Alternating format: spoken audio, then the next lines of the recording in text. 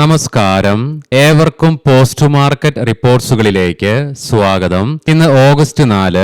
അങ്ങനെ നാളെ രാവിലെ 10 മണിയോടുകൂടി RBIയുടെ ഭാഗത്ത് നിന്നും ഇൻട്രസ്റ്റ് റേറ്റ് ഡിസിഷൻ വരുന്നതിന് മുന്നോടിയായിട്ട് ഇന്ന് ഇന്ത്യൻ മാർക്കറ്റിന് അതിന്റെ തുടർച്ചയായ 6 ട്രേഡിംഗ് സെഷനുകളിലെ നേട്ടം കൈവിട്ടുകൊണ്ട് ഇന്ന് നഷ്ടത്തോടുകൂടി തന്നെ ട്രേഡിംഗ് അവസാനിപ്പിക്കേണ്ടതായിട്ടും വന്നു. മാത്രമല്ല, ഇന്നലെ മുതൽ ആരംഭിച്ച F&O വിഭാഗത്തിലുള്ള സെബിയുടെ പുതിയ നിയമപ്രകാരം ഉള്ള വെയ്റ്റഡ് ആവറേജ് ക്ലോസിംഗിന്റെ ഫലമായിട്ട് ഇന്നലെ 3:25 ശേഷം 200 പോയിന്റുകളുടെ കുതിപ്പ് നടത്തിയ നിഫ്റ്റിയിൽ ഇന്ന് ഏകദേശം 150 പോയിന്റുകളുടെ ഉയർച്ചയും അനുഭവപ്പെട്ടു. ഒരു പക്ഷേ ഇന്ന് അഗ്രസീവായിട്ട് റൈറ്റിംഗ് നടത്തിയ ട്രേഡേഴ്സ് ഒക്കെ 3:15 മുൻപേ എക്സിറ്റ് ആകാത്തവർക്ക് തീർച്ചയായിട്ടും ട്രബിളുകൾ നേരിടേണ്ടതായിട്ടും വന്നിട്ടുണ്ടാകാം. കാരണം 24,500 എന്ന ലെവലിലുള്ള കോൾ ഓപ്ഷൻ 3:25 മുൻപേ 50 രൂപയ്ക്ക് താഴെ ട്രേഡ് ചെയ്യപ്പെട്ടിരുന്ന സ്ട്രൈക്കിന്റെ പ്രൈസ് 3:30 120 രൂപയിലേക്കും, അതേസമയം 25,600 എന്ന കോൾ ഓപ്ഷന്റെ സ്ട്രൈക്ക് പ്രൈസ് 4.25 രൂപയിൽ നിന്നും ഏകദേശം 20 രൂപയുടെ അടുത്തേക്കായിട്ടും ഒരു മിനിറ്റുകൾ കൊണ്ട് കുതിക്കുന്ന കാഴ്ചയുമാണ് കാണുവാനായിട്ടും സാധിക്കുക.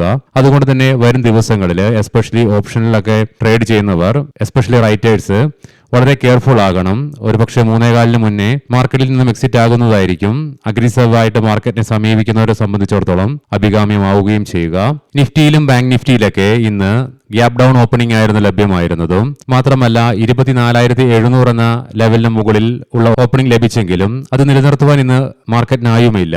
എങ്കിലും നിഫ്റ്റിക്ക് ഇന്ന് അതിന്റെ ലോങ് ടൈം മൂവിംഗ് ആവറേജ് ആയ 200 EMAയുടെ തൊട്ട് മുകളിലായിട്ട് 24,427 എന്ന ലെവലിൽ സപ്പോർട്ടും എടുക്കുവാൻ സാധിച്ചു. ശരിക്കും പറഞ്ഞാൽ ഇന്ന് 24,500 എന്ന ലെവലിന് താഴെയായിട്ടായിരുന്നു ഇന്നത്തെ എക്സ്പയറി നടക്കേണ്ടിയിരുന്നതും ഓപ്പൺ ഇൻട്രസ്റ്റുകൾ പ്രകാരം.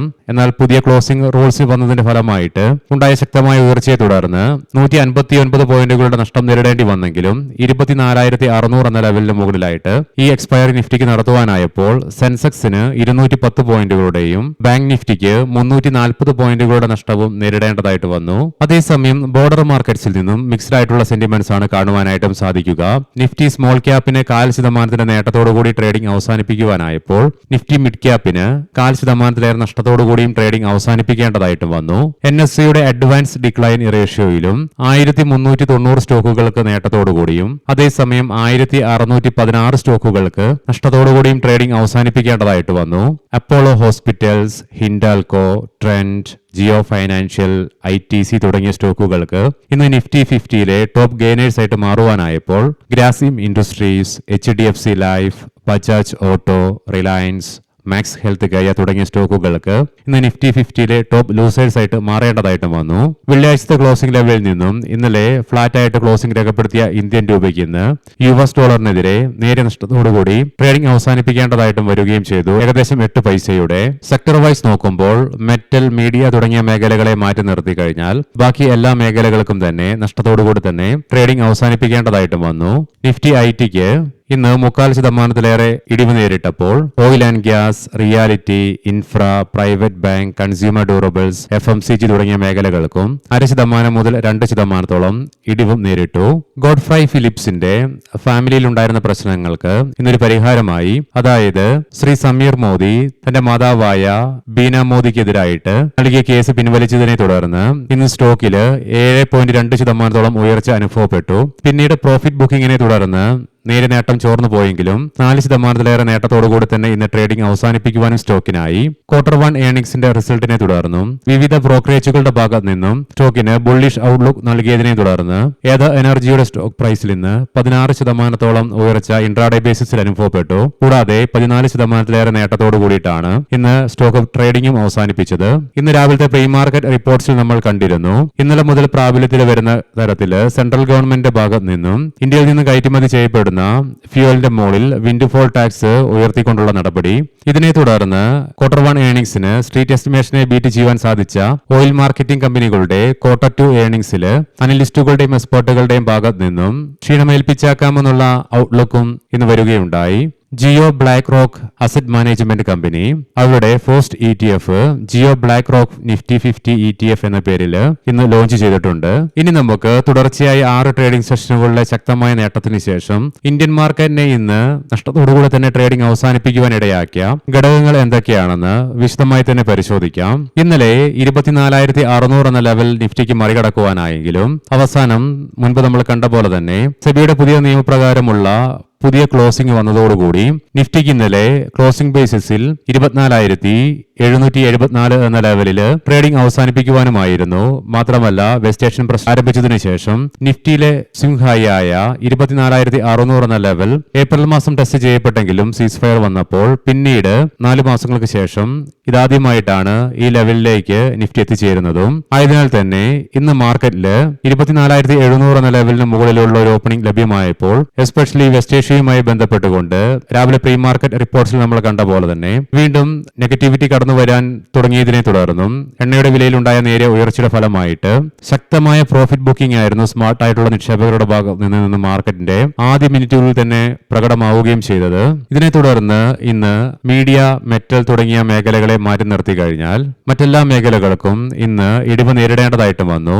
നിഫ്റ്റി പ്രൈവറ്റ് ബാങ്കിന് 1.5% ഇടിവോടുകൂടി പോസ്റ്റ് പെർഫോമിംഗ് സെക്ടറായിട്ട് മാറിയപ്പോൾ reality, banking, information technology, financial services, oil and gas തുടങ്ങിയ മേഖലകളിലും 1% നേരിടേണ്ടി വന്ന ഇടിവും കൂടാതെ വിൻഡ്ഫോൾ ടാക്സ് ഉയർത്തിയതിനെ തുടർന്ന് ഇന്ത്യൻ മാർക്കറ്റിലെ ഹെവി വെയ്റ്റ് സ്റ്റോക്കായ റിലയൻസ് ഇൻഡസ്ട്രീസിൽ നിന്ന് 2% നഷ്ടത്തോടു കൂടിയിട്ടാണ് ട്രേഡിംഗ് അവസാനിപ്പിക്കേണ്ടതായിട്ടും വന്നത്. ആയതിനാൽ തന്നെ ഇന്ന് ഒട്ടുമിക്ക മേഖലകളിലും കൂടാതെ ഹെവി വെയ്റ്റ് സ്റ്റോക്കുകളിലും അനുഭവപ്പെട്ട ഇടിവും രാവിലെ പ്രീ മാർക്കറ്റ് റിപ്പോർട്ട്സിൽ നമ്മൾ കണ്ടിരുന്നു.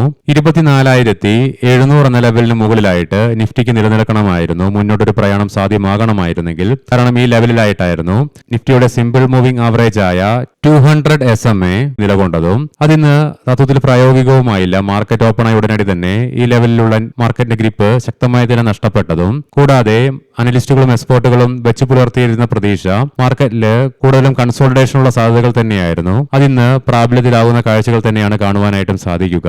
ഇതിനാൽ തന്നെ ഇന്ന് ടെക്നിക്കലായിട്ടുള്ള ഫാക്ടേഴ്സും ഇന്ത്യൻ മാർക്കറ്റിനെ തുണച്ചില്ല. ഇതിനു പുറമെ വെള്ളി, ഇന്നലെ തിങ്കൾ ദിനങ്ങളിൽ ഇടിവ് രേഖപ്പെടുത്തിയ ഇന്ത്യ വിക്സിൽ ഇന്ന് 2.18% ഉയർച്ച അനുഭവപ്പെട്ടുകൊണ്ട് വീണ്ടും 12 എന്ന സൈക്കോളജിക്കൽ ലെവൽ മറികടക്കുകയും ചെയ്തു. യുദ്ധം അവസാനിപ്പിക്കുവാനുള്ള അവസാന അവസരമാണ് ഇറാനുമായിട്ടുള്ള ചർച്ചകളെന്ന് ഇന്ന് ലേറ്റസ്റ്റ് ആയിട്ട് വീണ്ടും US പ്രസിഡന്റ് ഡൊണാൾഡ് ട്രംപ് മുന്നറിയിപ്പ് നൽകി. ഇന്നലെയും അദ്ദേഹം ഇതിനെക്കുറിച്ചുള്ള മുന്നറിയിപ്പുകൾ നൽകുകയും ചെയ്തിരുന്നു. എന്നാൽ അത് ഇറാന്റെ ഭാഗത്ത് നിന്ന് പരിപൂർണമായിട്ടും തിരസ്കരിക്കുകയും ചെയ്തു. അതുകൊണ്ട് തന്നെ വീണ്ടും വെസ്റ്റ് ഏഷ്യയുമായി ബന്ധപ്പെട്ടുള്ള കാർമേഘങ്ങൾ കുന്നുകൂടുന്ന കാഴ്ചകൾ തന്നെയാണ് കാണുവാനായിട്ടും സാധിക്കുക. ഇതിനെ തുടർന്ന് ഇന്ന് ബ്രെന്റ് ക്രൂഡിന്റെ വിലയിൽ 2.25%ലേറെയും ക്രൂഡ് ഓയിലിന്റെ വിലയിൽ 1.25%ലേറെയും ഉയർച്ചയാണ് അനുഭവപ്പെടുന്നത്.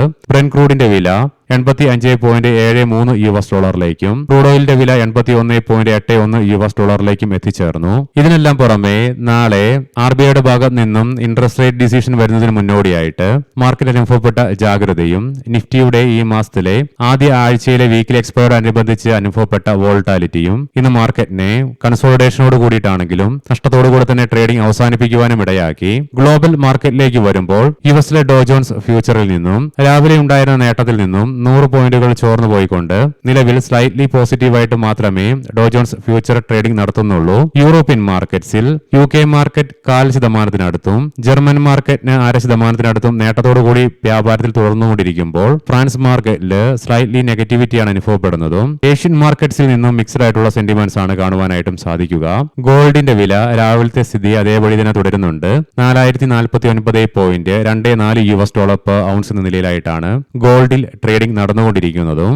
UPI, ഡിജിറ്റൽ പേയ്മെന്റുകൾ എന്നിവയിൽ മെർച്ചന്റ് ഡിസ്കൗണ്ട് റേറ്റ് ഏർപ്പെടുത്തുവാൻ സഹായിക്കുന്ന ബിൽ ധനമന്ത്രാലയം ഇന്ന് സഭയിൽ അവതരിപ്പിച്ചിട്ടുണ്ട്. ഇലക്ട്രോണിക്സ് കരാർ നിർമ്മാതാക്കൾക്ക് ഉപകരണങ്ങൾ വിതരണം ചെയ്യുന്നതിനുള്ള വിദേശ കമ്പനികൾക്കുള്ള നികുതി ഇളവ് 2040-41 സാമ്പത്തിക വർഷം വരെ നീട്ടാൻ കേന്ദ്ര സർക്കാർ നിർദ്ദേശിക്കുന്നുണ്ട്. ഇതിനുള്ള അംഗീകാരത്തിനായി ധനമന്ത്രി ശ്രീ നിർമ്മല സീതാരാമൻ ഈ ബില്ല് പാർലമെന്റിൽ അവതരിപ്പിക്കും എന്നുള്ള റിപ്പോർട്ട്സും ഇന്ന് വന്നിട്ടുണ്ട്. ഇനി നമുക്ക് ഇന്നത്തെ പ്രധാനപ്പെട്ട സ്റ്റോക്കിംഗ് ന്യൂസുകൾ പരിശോധിക്കാം. മുൻകൂട്ടി ഓർമ്മിപ്പിച്ചുകൊള്ളട്ടെ, ഇത് ഒരു ബൈ ഓർ സെൽ റെക്കമെൻഡേഷൻ അല്ല. ധാബ ഇന്ത്യ തേൻ, പശുവിൻ നെയ്യ്, apple cider vinegar, virgin coconut oil, എള്ളെണ്ണ, ഇളനീർ, തേങ്ങാപ്പാൽ തുടങ്ങിയ ഉൽപ്പന്നങ്ങളിൽ 100% പ്രകൃതിദത്തം, 100% ശുദ്ധം, 100% ശുദ്ധത ഉറപ്പാക്കുന്നു, 100% ഓർഗാനിക്, 100% ഇളനീർ ഇത്തരം അവകാശവാദങ്ങൾ ഉന്നയിച്ചുകൊണ്ടുള്ള വിൽപ്പന ഉടനെ നിർത്തിവെക്കുവാൻ ഫസായി ഇന്ന് ഉത്തരവ് പുറപ്പെടുവിച്ചു. ഇതിനെ തുടർന്ന് ഇന്ന് സ്റ്റോക്കില് ഇടിവും അനുഭവപ്പെട്ടിരുന്നു. അദാനി പോർട്സ് ജൂലൈ മാസത്തെ ഡേറ്റയില് ഇയർ ഓൺ ഇയർ ബേസിസില് കമ്പനിയുടെ കാർഗോ ട്രാഫിക്കില് 15% വർധനവ് റിപ്പോർട്ട് ചെയ്തു. RMC സ്വിച്ച് ഗിയേഴ്സ് നിലവിലുള്ള 11 kV സംവിധാനം മാറ്റുന്നതിനുള്ള ടേൺ കീ കരാറുകൾക്കായിട്ട് പശ്ചിം ഗുജറാത്ത് വിച്ച് കമ്പനി ലിമിറ്റഡിൽ നിന്ന് 333.79 കോടി രൂപയുടെ ഓർഡർ കമ്പനിക്ക് ലഭിച്ചു. ആംബർ എന്റർപ്രൈസസ് ഇന്ത്യ 2026 ഓഗസ്റ്റ് 4 ഇന്ന് പുലർച്ചെ ഗ്രേറ്റർ നോയിഡയിലുള്ള ഉപകമ്പനിയുടെ ഫാക്ടറിയിൽ തീപിടുത്തമുണ്ടായി. GRSE 15 ടൺ ബോളാർഡ് പുൾടക്സിന്റെ നിർമ്മാണവുമായി ബന്ധപ്പെട്ടുകൊണ്ട് 37.94 കോടി രൂപയുടെ പുതിയൊരു ഓർഡർ കമ്പനിക്ക് ലഭിച്ചു.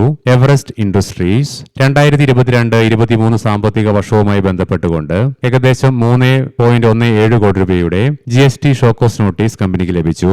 VRL ലോജിസ്റ്റിക്സ് പറയാൻ പോകുന്ന റിസൾട്ടുകളൊക്കെ Q1 ഇയർ ഓൺ ഇയർ ബേസിസിലാണ്. നെറ്റ് പ്രോഫിറ്റില് 60.9%, റവന്യൂവില് 18.1% വർധനവ് രേഖപ്പെടുത്തി. സൈഡസ് വെൽനസ് കമ്പനിയുടെ റവന്യൂവില് 67% വർധനവ് രേഖപ്പെടുത്തിയെങ്കിലും പ്രോഫിറ്റില് 7% ഇടിവാണ് രേഖപ്പെടുത്തിയത്. ഗോദ്രേജ് പ്രോപ്പർട്ടീസ് നെറ്റ് പ്രോഫിറ്റില് 42% ഇടിവ് രേഖപ്പെടുത്തിയപ്പോൾ റവന്യൂവില് 16% വർധനവും രേഖപ്പെടുത്തി. അജ്മീര റിയാലിറ്റി കൺസോളിഡേറ്റഡ് നെറ്റ് പ്രോഫിറ്റില് 12.53% ഉയർച്ച രേഖപ്പെടുത്തിയപ്പോൾ ടോട്ടൽ റവന്യൂവിലും 33% വർധനവും റിപ്പോർട്ട് ചെയ്തു. ഏവർക്കും നല്ലൊരു സായാഹ്നം ആശംസിക്കുന്നു. വീഡിയോ കണ്ട എല്ലാവർക്കും നന്ദി, നമസ്കാരം.